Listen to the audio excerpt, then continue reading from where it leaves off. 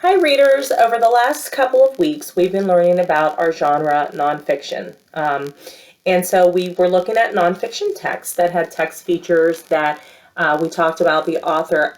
It add those different text features, add information to what we're learning about the main topic of the story. So we learned about things like table of contents, bold words, glossary, the index, captions, photographs, and everyone, we explored different nonfiction books. We had our book clubs, and we learned a whole lot of different information using those text features.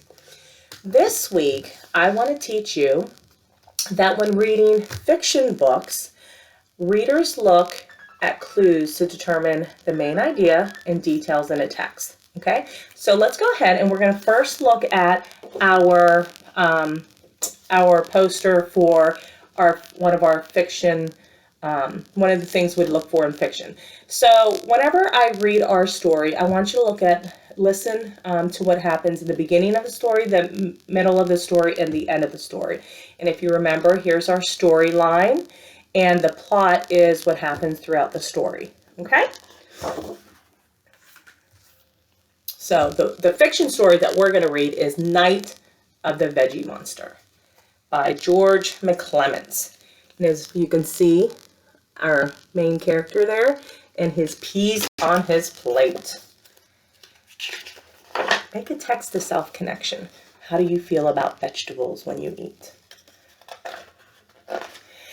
Something terrible happens every Tuesday night. It's not the pork chops or the mashed potatoes. It all starts when I'm forced to eat.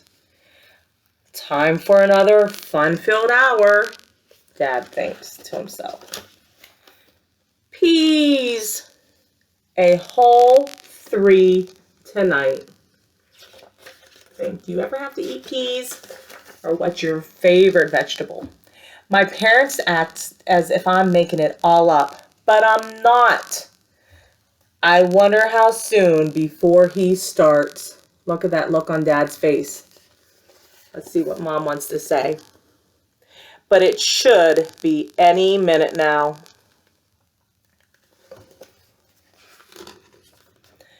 They have no idea what one tiny pea does to me.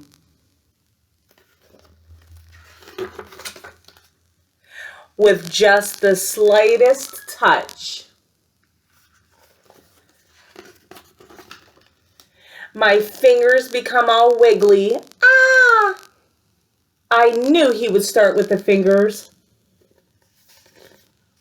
Looks like Dad said. As the pea rests in my mouth, my eyes begin to water.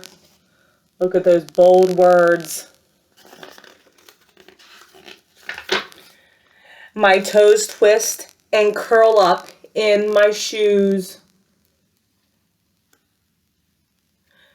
And then that's a new one. I squirm in my seat. I try to keep control, but the pea is too strong. I start to transform into a veggie monster, ready to smash the chairs, ready to tip the table, ready to grate pork chops tonight.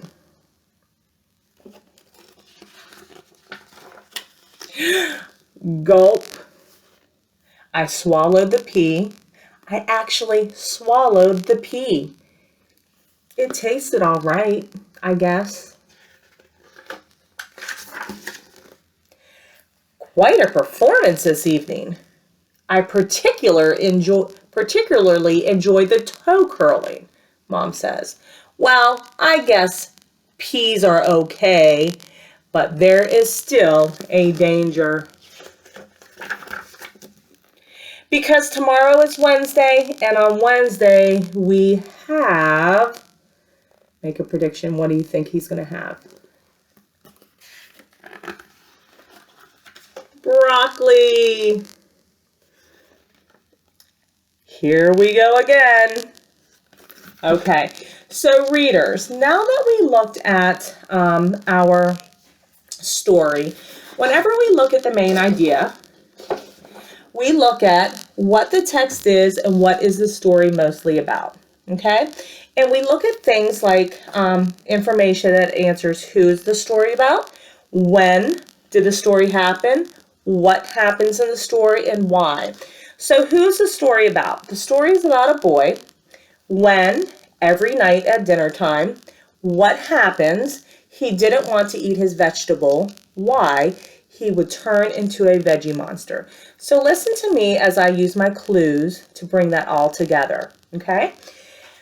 If I were telling a friend the main idea of our story, I would say the night of the veggie monster, it's about a boy who every night, when he goes to eat dinner, he doesn't want to eat his vegetables.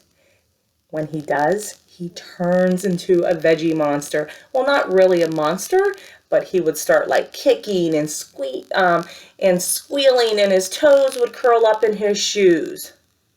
Okay, so that's the main idea.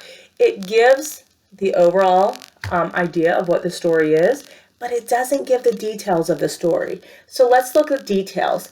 Details are sentences that tell more about, describe, or explain the main idea. Okay, so here are some examples of details. He ate a pea and didn't want to swallow it. The next night on Wednesday, he was having broccoli.